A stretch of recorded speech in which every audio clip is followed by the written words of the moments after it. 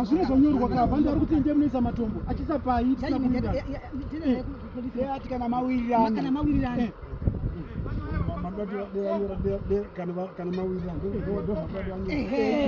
mambo vatorarika